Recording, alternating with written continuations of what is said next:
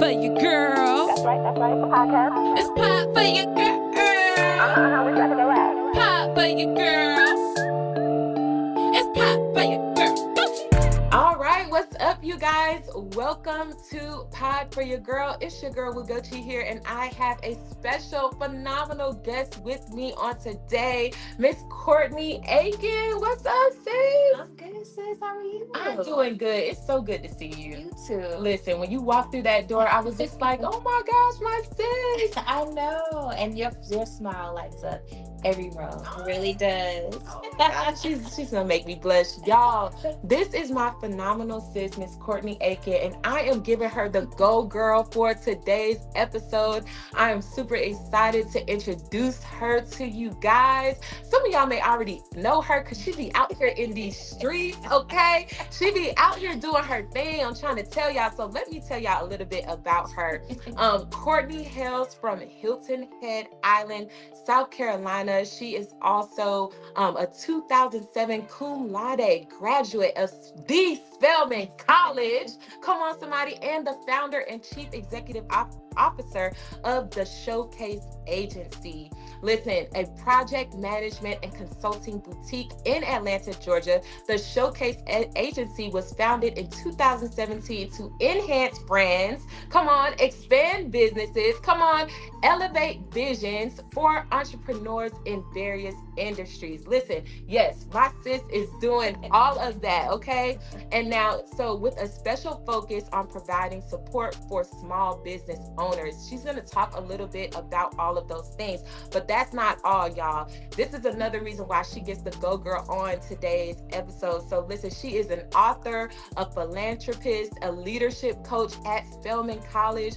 Courtney works with undergraduate students to plan and prepare for their careers post-graduation. Man, that's big work right there. That is really big work. Thank you. So also, she has a servant's heart, and she believes in making both a community and personal impact as she works with children and young adults who are in the foster care system. And she's a mentor for young women who are on a journey to finding their purpose. Listen, oh my gosh, y'all know I had to tap on my good sis. I am so excited that y'all don't even know. I'm super excited about this conversation because it's something about talking to somebody who is in the community, empowering people, y'all. This is what she does. And so, but she's also an entrepreneur. So today, y'all already know the episode is called What About Your Worth, Sis? And so we're going to be talking about your worth and self-value as an entrepreneur. And so I want to dive in with our first question. So Courtney, you are killing it as an entrepreneur. And I first want to ask you, what made you start your agency? And also tell us a little bit about the ShowKase Agency. Absolutely. So the ShowKase Agency is actually spelled ShowKase. Okay. So the K is for kingdom. Okay. And so I didn't even know that. Yes, it's for kingdom, and it's showcasing the kingdom of God through every project, through every event, through every task that we're given. And so that's what the ShowKase, and it's also to help showcase the visions that God has given to any clients that we work with as well, right? Because we know that every vision comes from the Lord. And so for me, I just feel like I help to bring the vision to fruition. Because a lot of times, Habakkuk tells us to write the vision and make it plain that they that may run that readeth it, right? And so for me, I feel like I am the they that may run that readeth it. That's me. I run with people's visions, right? And I treat people's visions like it's my own, right? And so, you're a mother, and that recovery process after you birth a baby, you need support, you need help. And so when you push out a vision, I feel like I am that support that someone needs when they push that baby out, right? Yeah, absolutely. And so that's the ShowKase Agency. So I started it. I don't know if I want to say I started by accident, but I know it was God because I've always had a heart to help people, whether it's with administrative tasks, whether it's helping to plan an event or anything, like just doing what I can to serve. And so in 2016, it was actually a few months after my father had passed away. I was working heavily in the gospel music industry, like doing concerts and doing different events and things. And so after he passed away, the Lord told me to shut it down. And I'm like, Lord, I'm doing events with the Stellars and connected to different record labels. What do you mean? I was devastated. And a few months I later, remember that. I think that's when we met. that's 'Cause you around the were time. were you like managing? I feel like her name starts Xavier. Zavia, Xavier or yes, something. That's how we yes, met. yes. We were Yeah. traveling together. Me and Zavia always on the road together. Uh-huh. And the Lord told me to shut it down. And in October, a few months later, He literally said, "What you do for artists in the music industry, you can do for people in different industries." So He told me to start the ShowKase Agency. I That's filed good. the LLC. I didn't have a website, business cards, anything, y'all. And the day after it was approved by the Secretary of State, I got my first phone call Wow. to plan an event. And they said, send me your invoice. I was like, invoice? Because I'm so used to doing stuff for free. I know we're going to talk about that later on in the podcast. But I sent my first invoice. So I made back the $100 that I paid for my LLC. I got it right back the day after it was approved. Wow. Yes. Look at God. And so here we are 8 years later. Ooh, yes. And still just continuing to grow and to serve. Girl, and you doing amazing. Like, Thank I you. see, if y'all go look her up, because I ain't even gonna say, I ain't gonna name drop, but she does some really, really good work for some amazing individuals. So y'all gotta definitely check her out. But in that, you kind of have developed a little niche for yourself, and you like really niche down. Cause so can you tell the people like what was your first step to niching down, and also tell them what your niche is? Kind of explain to them a little bit about what your niche looks like, how you knew there was a need for it, and what was the first step you took to niching down, sis? So I think that I can speak for a lot of people when I say that, I have a lot of gifts and I'm great at a lot of things, just like you. Amen. And so a lot of times people will ask me, what do you do? And I couldn't narrow it down. I'm like, oh, I can do this, I can do that. Well, how do you charge for that? Or how do you? And so I would just do whatever. If people will call me and say, could you do a trademark? Could you do this? If I don't know, I can figure it out. Or I can call somebody who can do it, right? 100%. Yes. And so then, but a couple of years ago, the Lord spoke to me and said, okay, I need you to what are your 4 top areas where you make money in?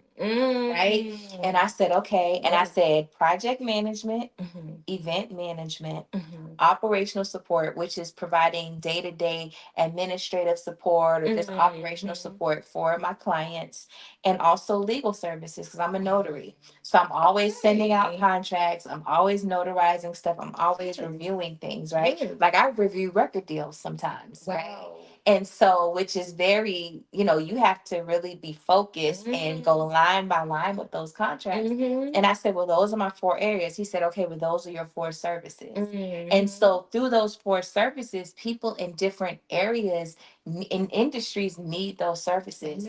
So I work with a boutique. I work with a political organization. I work with people in ministry. I work with people who are just entrepreneurs and I work with an attorney. Like I have different types of clients because all of them need those services. Yes. So it doesn't limit me or box me in. My sis got range. She got range, y'all. She got range. Yes.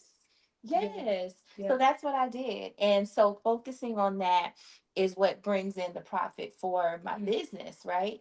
And I'm not as scattered as I was because the entrepreneurship journey, you start off, you're a little scattered, like, okay, maybe I should do this, maybe I should do that.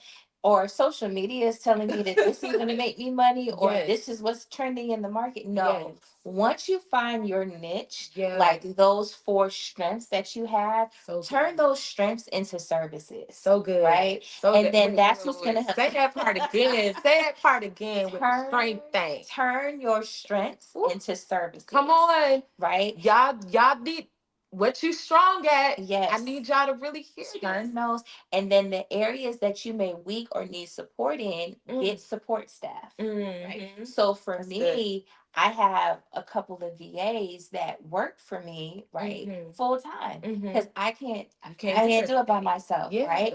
And so, but you have to know when you need that support. I would say start with an assistant. And then from there, as your business grows, see where the demand is, and then get support for that demand. That's good.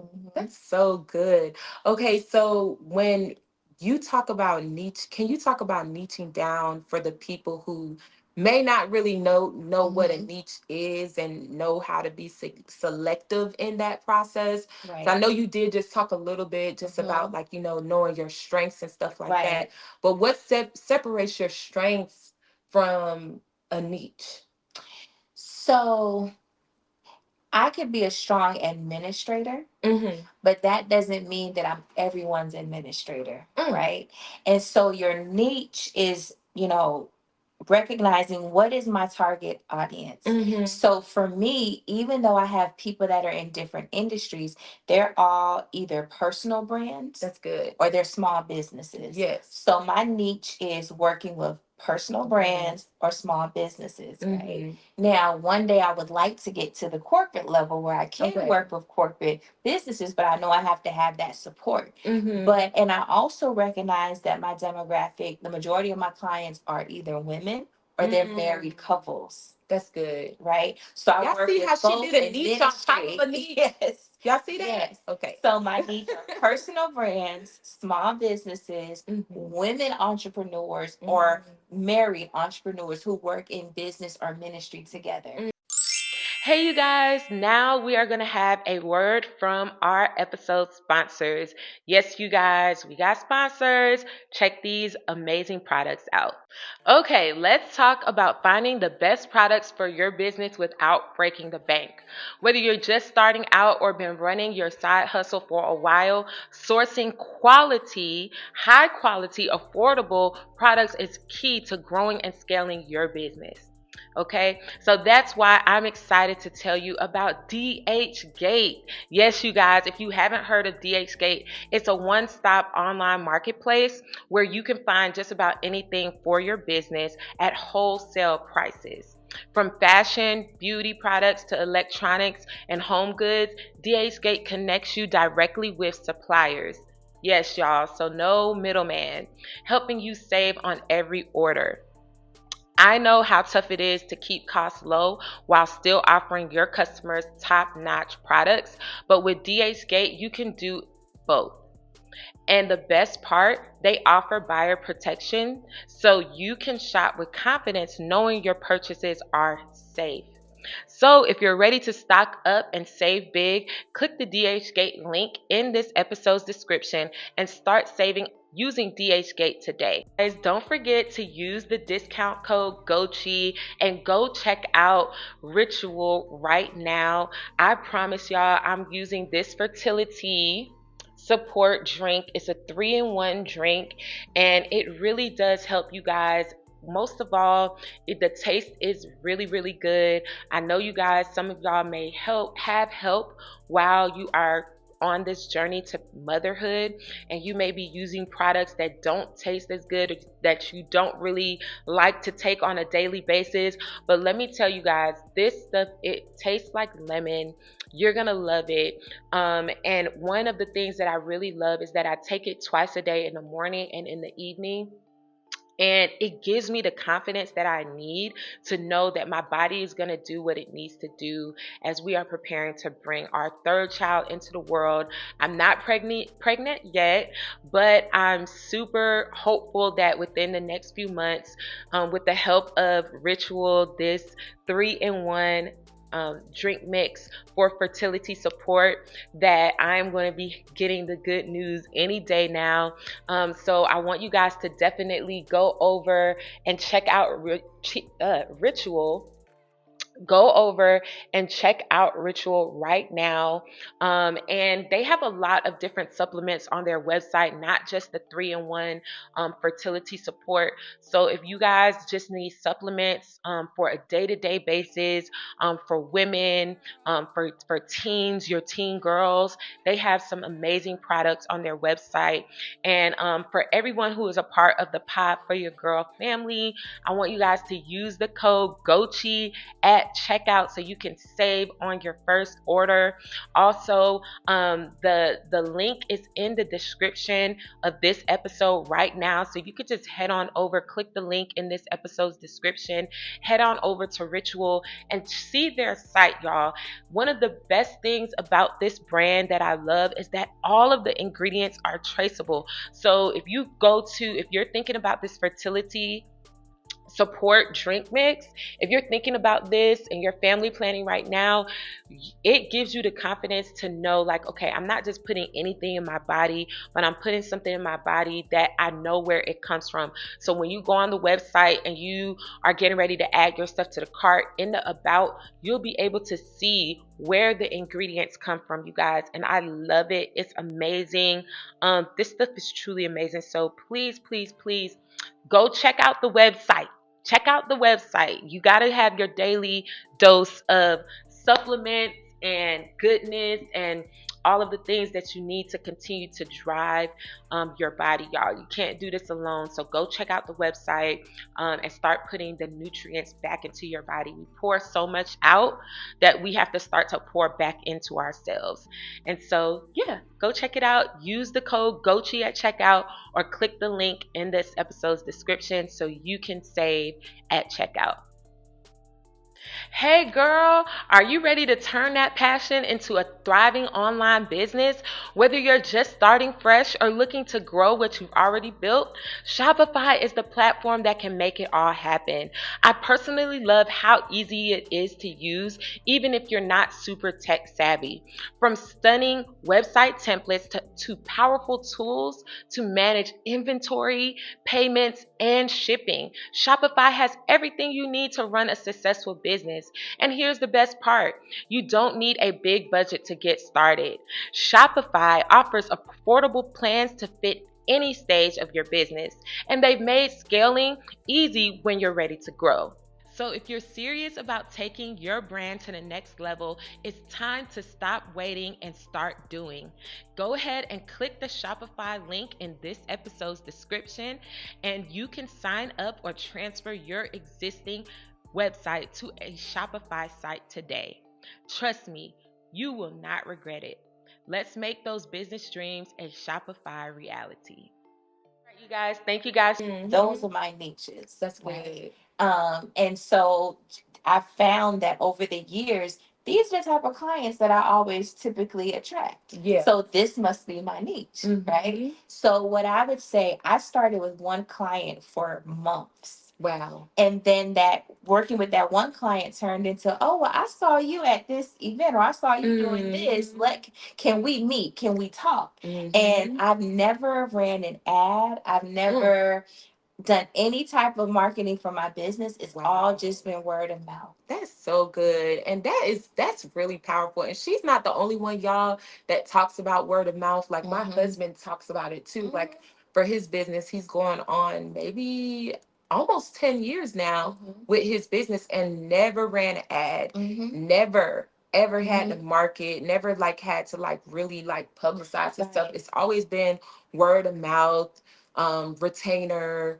locking people in, relationship, recommendation, referral. Absolutely. Like it's never, there's Absolutely. power in that. Yeah, and I have a high retention rate. So that first client I started with is still my It's client still your today. client. They keep And going, absolutely. using you for other stuff. And something that I just thought about was, we always see so much on social media about making money and managing money, but we don't see a lot about managing relationships. That's good. Because managing relationships is what will bring you constant opportunities, right? To where you can make money. Because if you build relationships with people and they establish a level of trust with you, then that leads to referrals. I can't even count the amount of calls I've gotten from someone saying, "Hey, you were highly recommended or referred from someone that's trustworthy to me." So managing relationships, being integral, it is so important. That's good. That's Yes. really good. I love that you went there. That's so crazy because and y'all will get to listen to the podcast. Like I just recorded an episode talking about networking and friendships and building important relationships and how those she literally said the same thing, like how opportunities come through your relationships, your friendships and stuff. And so it's important to build the right network. And so I don't want to dive into that because that's a whole nother podcast. I don't know which one gonna be released first. Y'all may hear this one first or the other one, but nevertheless, it's gonna be out there.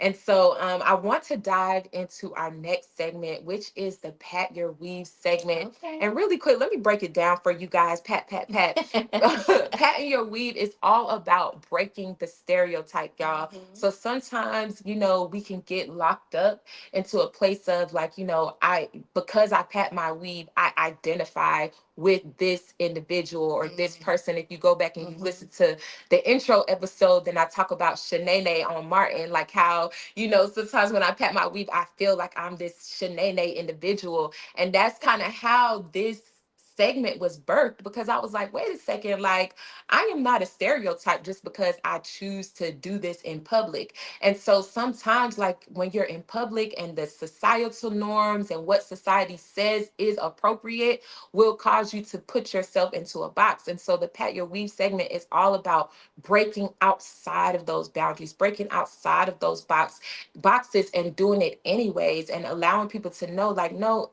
I am who I am. I am who I am. This is who God made me. And I don't have any shame in being that person. And so we're talking about your worth today. We're talking about value. And so we're going to kind of tap into that area a little bit. When it comes to your identity, when it comes to your self-worth, can you speak to being an entrepreneur and some things that you may have to do to hold on to your self-worth in the entrepreneurship space? Like, Entrepreneurship is a journey. yeah, It is a journey, and you have to be confident. You have to build confidence in your skill set, confidence in yourself, in order to know that I can do this. I can carry out this task, right? That's good. So entrepreneurship, it's a faith journey. It's a confidence journey. You're going to deal with some rejection. You're also going to deal with the whole, well, I was going to do something with you, but I decided to go in a different direction, and that's okay. That's good. So it's definitely, it's like I said, I can't say it enough. It is just definitely a journey. And what helps me is every morning having my prayer time with the Lord. I have to have my prayer time. I have to have devotional time. That quiet time with God, so He can speak to me and give me instruction. It makes a difference. It makes a whole. I can't begin to tell you. I have done devotionals on how to deal with the spirit of offense, because in business, you're going to deal with the spirit of offense. You're going to be offended that someone took up my time, met with me, and decided not to move forward with me. Or that's good. I want to pause you. Okay. I want to tap into that a little bit. So how do, if you're dealing with the spirit of offense, or well, not even the spirit of offense, but just offense spirit, offense period. Yes. How do you not let it come into your identity and attack your value as an individual and your worth as an individual? Because one thing that I've noticed is like sometimes when you're out here in these entrepreneurial streets and you start to take things personal or you get offended, now you thinking about, like, the whole, you lump it into the whole value of a thing, right? Yeah. And so it's easy to do that. I'm not saying everybody does that, but has that ever happened to you, number one? And if it hasn't ever happened to you, or can you relate to it? And what advice can you give to people that may take it and digest it, and now it's affecting their actual value as a person? Yes to both questions. But my answer may seem a little different than what people expect. Come on with it. The spirit of offense will show you the unhealed you. Ooh, that's good. It will show you the unhealed you, because what'll Break it down. happen is you'll take, well, this one person did this to me, and then it sets you back to, well, this person did this to me all these years ago, and you find yourself going, you're regressing and going down this spiral That's of good. just, all these people rejected me, no one loves me, no one, but, and so you really, as an entrepreneur, Mm. it will like, again, it will show you areas where you may still have some anger, Mm-hmm. areas where you need to even repent. Like, I Ooh, mismanaged that's some good. things. Or sometimes God will tell you. I remember one Say time, repent, y'all. one time I had gotten into like this fuzzy season. Mm-hmm. And I'm like, Lord, it just seems like my finances are all over the place. Like, I'm tired and I don't get it. He said, your money's not cursed, you mismanaging it. Dang, Girl, you hear me? You're mismanaging it, right? You're mismanaging, because here I am trying to think, well, I need to have all these people working with me. Mm-hmm. Courtney, you don't need all these people. You need you and a couple of people on your team, and That's you can good. do it, right? That's good. And sis. even along with that, just knowing the proper way to budget. Mm-hmm. That's important. Mm-hmm. And I know we'll talk more about that later, but Mm-hmm. going back to the spirit of offense, Mm-hmm. it will literally show you you. Yeah. So now, okay, God, I need to spend a little more time with you. Mm. I need to really do the work to heal from whatever this is from my past. Because for me, if someone offends me now, it just bounces right off Right of off me, of because you. I've That's done the good. work to get over things that I've been through. So Mm-hmm. now I'm just like, okay, well, on to the It next. happened. On And to the even next. talking about our worth, right? For me, it's okay, well, if they don't want to work with me, they can't afford me. But Mm. God will send somebody that can. Mm. Because I went through other seasons where Yeah. God said, I need you to increase your rate. Uh-huh. Well, God, I don't want to break anybody. I don't want to take all everyone's money.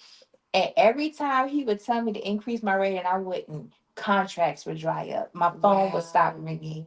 And so I remember my retainer started out at $100 a month. Now, right now, that may sound crazy to people, but 8, 9 years ago, that, $100, $150 was my monthly retainer for administrative support. Oh, monthly. Okay, Yes. okay. Then the Lord told me go up to 250. I said, Mm. well, Lord, I don't want to break anybody. Phone stopped ringing. Wow. And clients were saying, well, we can't afford to pay you this anymore. And I was like, okay. So I said, all right, Lord, I'm going to go up to 250. The next day, I had someone call me and say, well, what's your monthly rate? I said 250. She said, well, I'll pay you for 3 months right now. And I was like, he started sending people. Then he said, now I need you to go up to 500. And I was like, now, Lord, 500? He started sending people who could pay 500. Then he said, I need you to go up to 1,000. I said, now, God. Then he started sending people who could pay 1,000. Every time he's told me to increase, He because made a way. yes, he would send people that would pay me my worth at that time. But that's another thing. Just as properties appreciate, we do too. That's good. Our value, our experiences that we Yes. go through increase The our more. value. Yes, Absolutely. girl. That is so good, girl. Mhm. Do not discount yourself. Don't discount Know yourself. your worth. I also want to talk about breaking the stereotype of having an attitude. There's one thought that came to my mind. I don't have an attitude. I just mastered the art of boundaries. Yes. And so, sometimes like when you start to tell people no, and just being a woman of color, it hit different. I ain't even gonna lie, it do. Yeah, and I'm not talking about from the receiving end. I'm talking about from the giving end. Like sometimes I have to say no, and it hit different because I know on the other side, you see this black woman who just told you no. Right. You know what I mean? And I know it hit you different because you didn't think I knew my value or my worth.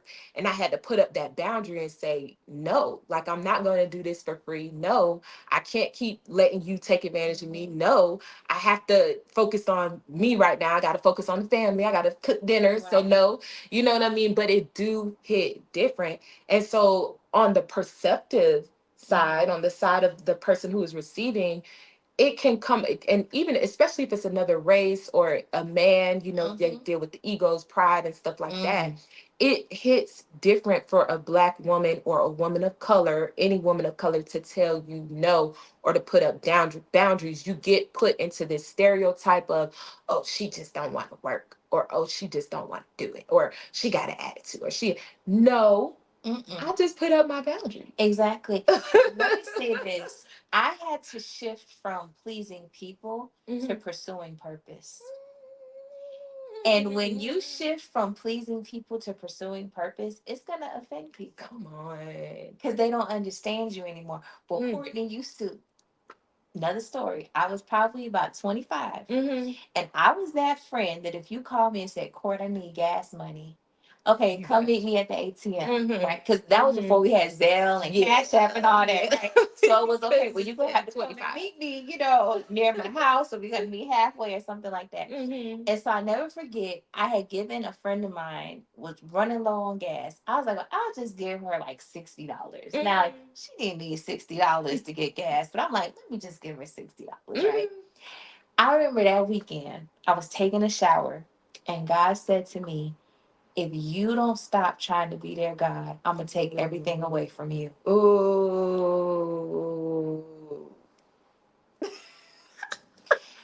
I felt that. That was when you was 20 something. I felt that now. I felt that just now. I said, okay, God. And since then, I said, let me stop pleasing people.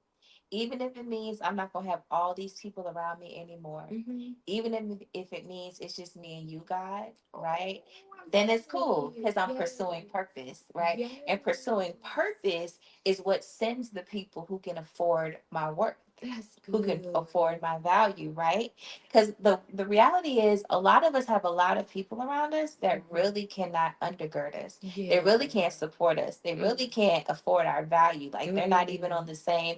And so you have to know what positions and what seats people have in your life. So for me, because I've shifted, and it was a process to shift from that, because for so long it's like yes, whatever you want, but now it's like no, if God does not tell me to do this, I'm not gonna be disobedient and make him mad. You know what I mean? And so for me, I think that it's just a gradual process of, you know, yes, these are my boundaries, and if you don't like it, then it is what it is. Like God will send the people in my life that'll understand, that'll support, and won't be so easily offended. And so for me, because of the position that I'm in, where I work with a lot of leaders in ministry, and I have to protect and cover them, I have to be seen as the bad person, and that's okay. And that's because sometimes Courtney has me thrown under the bus, and it's okay. But look, God said that He'll make my name great, so it doesn't matter if you throw dirt on it, whatever.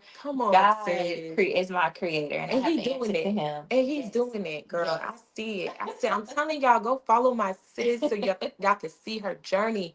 But there's another thing, because you said you work with a lot of leaders. Yes. And so one of the other thoughts that came to my mind when I was planning this podcast out was I'm flexible. I just don't tolerate mess. And so for women of color, sometimes we get put with this place, like, you know, in this place, like, you know, we're not as flexible as other women. I don't really know if I hear it more in like when it comes to the dating aspect, like, you know, relationships and stuff. But nevertheless, it is still a stereotype where we've have gotten this place where we not as flexible. Like we ain't just gonna go with the flow. Most of the time it's like, no, when we put our foot down, you ain't gonna we're not gonna bend. You know what I'm saying? But I want you to kind of speak to that, because you do work with leaders, what it means to not tolerate like inconsistency or mess, or tolerate like double-mindedness and all of these things, because these things are real and they do show up in entrepreneurship. Like I know we hear about double-mindedness in the Bible, but It and the scripture says a double-minded man is unstable in all of his ways, right? And so sometimes, like, you may think it says flexibility, like you saying you flexible, you want me to be flexible or whatever, and you want me to, oh, one day we were going this way, now we're going this way, now we need to change it. But at the same time, like, when can we know that that's double-mindedness and that's not okay? As an entrepreneur, I gotta put my foot down now. Y'all can't change it no more now. So for me, I think I'll just share kind of my experience with that flexibility, right, and being firm. Mm-hmm. So for me, I always like to watch people's budgets, especially for events. And so if someone will call me and say, "Hey, Court," I have to tell them, "Nope, that's gonna go over the budget," because on the back end, you're gonna say, "We spent all this money, we did all this, we did all that," and who's gonna have the answer to that? You. Yeah. So That's good. It's been, like I said, gradual, because I know that I'm soft spoken, and sometimes when you're soft spoken, you could be seen as passive. You could be seen as not really having a back or anything like that. Like, people could just walk all over you. Now, maybe in my 20s that was the case, but when I turned old 30, Courtney, that old yeah, Courtney. it's something about when you turn 30, it's like a light bulb just goes off. You like, I'm not about to tolerate that anymore, right? That's good. Especially when you hit 35. When you hit 35, it's like, oh, I'm not, no. 100%. So for me, my firmness is really to protect you. Yes. It's really to protect you. So if I tell you no, and it's to protect myself. But ultimately, I'm looking out for your best interest. Because if you come to me and say, "Well, Courtney, our budget was 136,000 and we spent 200,000," that was me mismanaging. And you get what I'm saying? Man. That's that mismanagement. And so I have to stand firm and know whether you like it or not. You'll get over it. We'll have another meeting tomorrow, right? Yes. And so you have to stand your ground, even when people talk to the people. I'll say this recently, perfect example. Recently, I did an event for someone here in Atlanta, and I had never been to the venue before. So I went to go visit the venue because the client booked it. And they said, "Well, are you the production tech?" I said, "No, I'm the event coordinator that's running the event." He said, "Oh, well, there's no production tech or anything that's going to be running." I'm like, "Well, who's going to run our screens and, like, direct for certain things to happen?" And he said, "Well, it's going to be like an extra, like, $400 for that." And I was like, "Okay, well, it needs to be added." And then it was like, we needed a facilities team. And, he said, "You're going to have to set up and break down the chairs and stuff too." I said, "Well, we're a bunch of women. We not." And he was like, "Well, I think your client trying to save some money." And I said, "Well, how much is it going to be for everything we need?" "An extra $700. I said, "Well, we're going to need it." So when the client went to the walkthrough and he said, "Well, it's going to be an extra $700 for blah, blah, blah." And she said, "Extra 700? Well, no." And all of a sudden, she said, "You know what? Just go ahead and add it." Right. Yes. Because we need it. Yes. Because you're going to be mad at me at the end of the event when I say, "Hey, we got to put all these chairs back and break all these tables down. And we're going to have to do it." And then also, if the production doesn't go right, you're going to be like, "No, Courtney, girl, what happened?" And that says too, I just got this revelation that it ain't even, yes, you were doing the event for somebody else, right? But still, you got to value yourself. Yes. Because like and sometimes, like, I'm having so many different revelations with this one, but I'm going to tap into this right here. Right. Knowing how it is, because me and my husband, we do production together. If the stuff that you need ain't there, oh, girl, you gonna be the one climbing up into the attic trying to rewire stuff at the last minute, and all because you let because the client don't know what it take. I'm gonna just be, they don't really know what it takes. They know the word production, but they don't really know what it takes behind the scenes to make some of those things happen. So when you say yes to make your job easier, your value, because like, okay, I'm not going to be doing this work.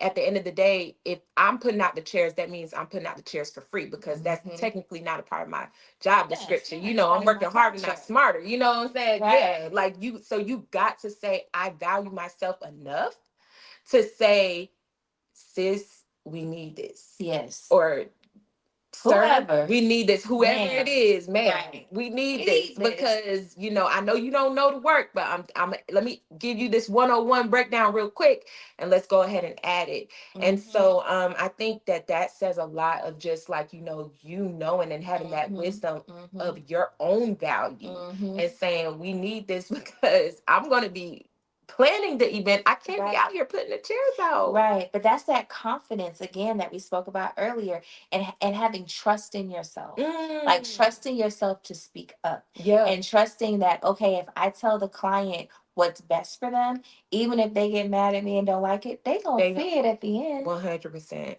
100%. And so I want to tap in. I know we got a few more minutes. So there's a couple of things I want to tap into before we move on to the next segment. But imposter syndrome, y'all. I want to tap into that. I want to ask my sis to kind of like give us some tidbits because it took me a while as a woman of color to understand imposter syndrome. I'm not gonna lie, y'all. Please don't come for me when I say this. I did not think like it was a black person thing or it was a woman of color thing. I'm just gonna be real. I didn't think that I could get affected by it. I don't know how insensitive that sounds, but I literally thought like it was just something that certain people went through, and it could not tap me. You know what I mean? Because I never dealt with, and I'm gonna say maybe when my 30s started to hit, my mental health started to kind of, I started to say, oh wow, I have mental health. I don't know if that makes sense. No, it makes It may sense. make sense to some people, but mental health in your 20s was it to me, it was always just like, okay, I know the word, but I didn't really feel like it applied to me. I'm not gonna lie, I just felt like it was a thing that I never had. Like I was like, yeah, I have a mental system, or like, I have a mental or a mentality, but when it comes to mental health, that's not even a thing that I struggle with or deal with, you know what I mean? Yeah. Until I got into my 30s and I started to say, Dad, life is hitting different. And now I actually so different. Yeah. Now I actually have a mental health like that I need to check on and say, are you okay, mental health? I need a self-care day. I need a self-care day. I need therapy, all of those things. And so when it came to imposter syndrome, it was the same thing because I never was educated on mental health. I never was educated on like, how, and we're talking about value. We're going to shift into the faith-filled segment a little bit, but I never was really educated on how you aren't who you are until you are who you are. If that makes sense. Like I never was educated on that. And so for me, it was always like, okay, if I'm not who I am, like let's just take entrepreneurship since we're talking about entrepreneurship.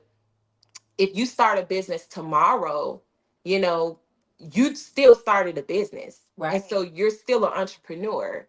And so what started to happen to me was just like, okay, well, I just started it yesterday. So that doesn't mean I'm an entrepreneur. And so it means that I'm starting the business. And so but you're still an entrepreneur. But you're still an entrepreneur, right? And then so imposter syndrome started to set in and say, well, until you make $100,000, you're not an entrepreneur. Until you make 50K, you're not an entrepreneur. Until you get your first retainer client, you're not an entrepreneur. And honestly, what started to and I have been at the highs of entrepreneurship, I have been at the lows of entrepreneurship. And what God showed me was that it doesn't really matter what you do. Like you can make the highs, the 100K can come, but if you don't believe you're an entrepreneur when you get the 100K, you're still going to have imposter syndrome because now you're going to say, if you don't make the million, you're not an entrepreneur. And so now you start to say to yourself, at what level do you say like you are who you are? And so God was really dealing with me on that. And I want to get your take on imposter syndrome because it's real, you guys. I didn't know it. It's very real. I actually went through imposter briefly, but I actually had one corporate client who used to work in the White House for a president Okay. many years ago. Oh. And so I was asked to work on a project, actually a couple of projects for this person. And so because this is a high level executive, Right. here I am questioning, can I do this? Can I? And it's like, Courtney, you do this, you can do this in your In sleep. your sleep. What's the matter? And so Yes. build your foundation. Mm. And as you build, God will send the clients. Yes. Right? But don't think that because I haven't reached a certain tax bracket that I'm not. No, good. every entrepreneur started somewhere. That's good. And so that's something that I did not know. And that's something that, I felt like I wasn't worthy. That's why I wanted to do this podcast. Like, what about your worth, sis? Like, what about you? Like, you are worthy. You are worth it to like keep going. Not even just you're worth it, but God calls you worth it because he's put an assignment in you, he's put a calling in you, he's put a destiny in you. Yes. And that is worth it to like actually fully fulfill it and execute it and reach your destiny level, which is what I like to call it. Reach it and actually walk in it. And so sometimes like if you feel like you are an imposter, you have to say to yourself, well, what about your worth, sis? It don't even matter. It don't even matter about the money. It don't matter about like the funding, the people backing you, the people showing up, the people coming, the clients, all of that. What about your worth, sis? What about what God called you? What about the assignment? What about the calling? And so sometimes you got to tap into that to really combat that imposter syndrome, because it's bigger. It's so much bigger. And just to say this final thing about imposter syndrome is the Bible says that God created man in his own image. So if you calling yourself an imposter, you calling God an imposter. Man, what? That is you calling good. God an imposter. That is good. God didn't make anything fake. Ooh, and I was beautifully and wonderfully made. Yes. So what's up with the imposter syndrome? that's good. Yeah, God is not an imposter. He's not the author of confusion. What does the word say? Yes. What does the word say? We gotta go back to the word, y'all. Sometimes we gotta go back to the word. And so we can actually go there with to go into our next segment, faith filled. This is the faith filled segment, y'all. Yes. So I want to hear from Courtney. How does your relationship with God play a part in your life experiences and your entrepreneurship journey as a woman of color? If I could describe what entrepreneurship, I would say it's walking by faith, not by sight. Because when you are working a 9 to 5, you know every day this is what I'm going to have to do tomorrow. When you're an entrepreneur, once you reach a certain level in your business, then you know what the next day is going to look like. When you started on that journey, you like, oh, what is this?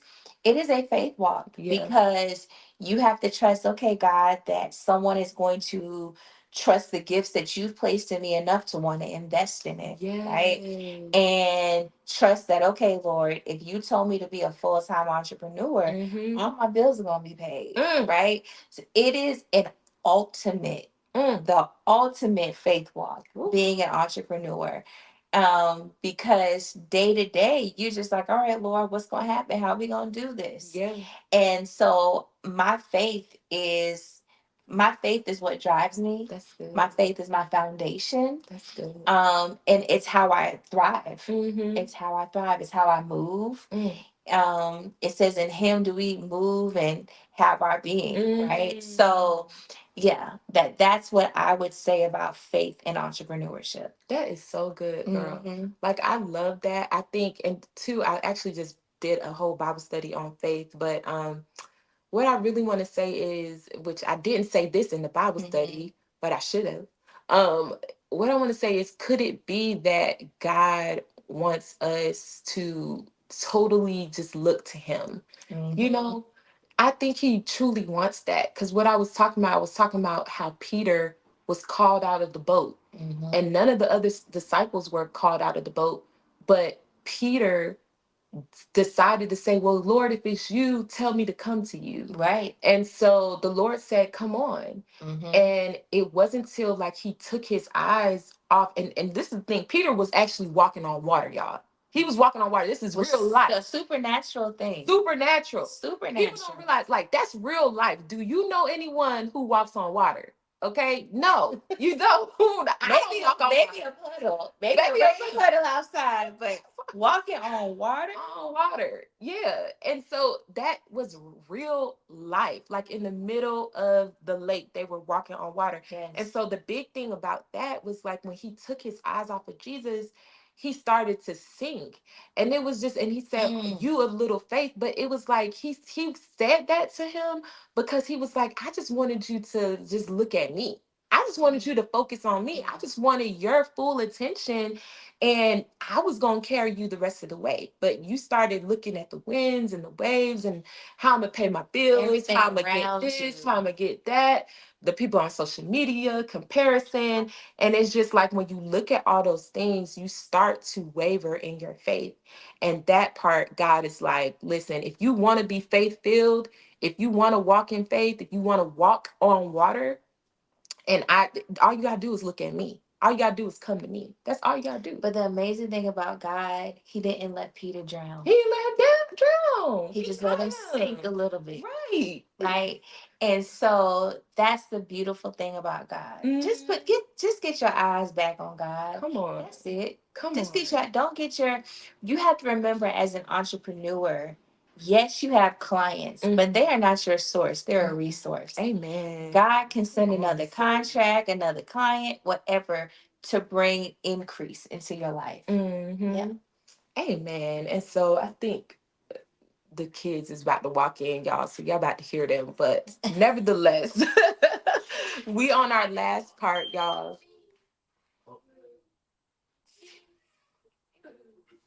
Yeah, but can y'all sit in the car till I finish? I got 5 minutes.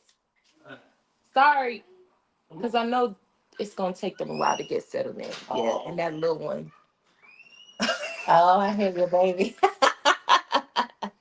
That little one. 45. That That's little one. why. I know, girl. We didn't have this You good. podcast conversation. Okay, the last thing, you guys, and we're gonna let y'all go. What is the number one piece of advice that you would give to the younger Courtney Aiken? Whew. That you're worth it. Seriously, that you're worth it. That is honestly what I would say, that you're worth it, that you're worthy of it. Because I think that my younger self, I dealt with so much rejection. You know, I mean, I'm adopted. So my parents got me out of the foster care system. You know, I was in the system, all of that. And so, yes. And so I never knew why it felt like, okay, well, this guy chose someone else. Oh, well, that always happens to me. I didn't realize that seed of rejection had already been planted because my biological parents had given me up, right? And so just kind of going through that younger space in my life of the people pleasing, because I was so used to being rejected, there's a lot of things I wouldn't have done. I'm not saying that I was out there in the streets and doing anything crazy, but when you're a people pleaser, you know, you will deplete yourself to make other people happy. And so I think for me now, being in 30-something-year-old court, it's knowing that I am worth the best, like having God's best, worth having a beautiful life, like I'm worthy of God's blessings, His love, all of those things. And so that's what I would say is that, Courtney, you're worth it and you're worthy of it. Oh my gosh, I love that, sis. And I want to like hear your story about like, you know, the foster care system and like, you know, what that was like. So you can let me know. Maybe we'll do another episode. A part two. Yeah, Absolutely. like rejection. Right. But the amazing thing is I was a baby. So my parents got me from an adoption agency and I was like maybe a month or two old. So, you know, but that's why I have the heart to work with children who are in foster care, and so for me, there's so many children that are in. You look at Simone Biles' story, Right. of how she was in foster Beautiful. homes, Man. and look at her life. It's just amazing, and so yeah, just you never know. you never know. Once you start to say, and I love how you use Simone Biles, for instance. Like once you start to say, "Listen, I am worthy of this gold medal," you know, and we're not talking about like a vain worthy, y'all. Right. Multiple gold medals. Right. We're not talking about like a vain worthiness or like, you know, I deserve it. Like, let me, you know, indulge in all of that. No, like we're still talking about, because we know the Bible talks about even on your best days you are nothing but a filthy rag. Yes, that is true, but that is from a humbling sense, right? So you still want to remain humble, but at the same time know that you are still worth and worthy of everything that God has called you to. Yes. You are worthy of that, right? Yes. And this is the last thing I'm going to say, because we talked about the gold medals on the Simone Biles side. Yes. But I want to talk about the cross. Like a lot of times, like, you know, you may look at the cross and say, you know, that wasn't something that anyone would want to, I don't know what it, I don't want to Obtain, say, or yeah, is it that obtain, important? Right. yeah, or is it that important? But it's like God said we're so worthy that I'm gonna give my son to this cross so his blood can be shed, because you're that worthy. Your purpose is that worthy. This is the price. Yes. Okay? Yes. You want to talk about your worth, sis? This is the price, this blood, right? And so when you sit here and you don't know that worth, and you don't know like Jesus actually died for me so that I can walk in the ShowKase Agency and make his name great and showcase these businesses for the kingdom, right? When I don't do that, I do my God a disservice, right? And so how dare I take the cross that he died on in vain? No, you're worthy. You're worthy. And so I really, really want that to hit home for you guys, and know that, you know, it's not a vain worth that we're talking about. Like, sis, you are worthy. You're worth it. And so know your value. Don't let anybody come against your value. Don't let anybody rob you of your value. Stand up for yourself as a woman of color. Don't let anyone, you know, try to take advantage of you, because we know they will, you know, but hold your ground. And so that's the last thing I want to say. Anything else you want to say to me? No, I think you said it all. It's been an honor to be here today. It's been an honor to have you, girl. Yes, and I look forward to a part 2 or something in the future. But thank you for having me. Thank you so much. Yes. I'm so glad. Didn't y'all love it? Comment down below and let us know. Let us know where they can find you. What's your social media? Yes, so I am at the Courtney Aiken, and also at the ShowKase Agency. Remember, ShowKase has a K. You can also find me at www.theshowcaseagency.com. Amen. And so y'all go look up my sis. I'm going to put her information down below. So all you have to do is click the link and get connected to her. Don't forget to subscribe to the podcast. Subscribe wherever you listen. It's on there. Subscribe to our YouTube channel, and Refer Your Girl is up right now. So you guys can refer somebody that you think deserves the Go Girl, and I will be shouting them out on my page. And if you think they want to come on the podcast, I will also reach out to them. If you think they're a good fit, refer them, and I will reach out, and y'all might see your girl on the podcast. Okay. So thank you guys so much for tuning in. We don't take it for granted. And we love y'all. We appreciate y'all. Know your worth, sis. Bye. Peace out. See you next time. Pop for your girl. That's right. It's a podcast. It's pop for your girl. We got to go out. Pop for your girl.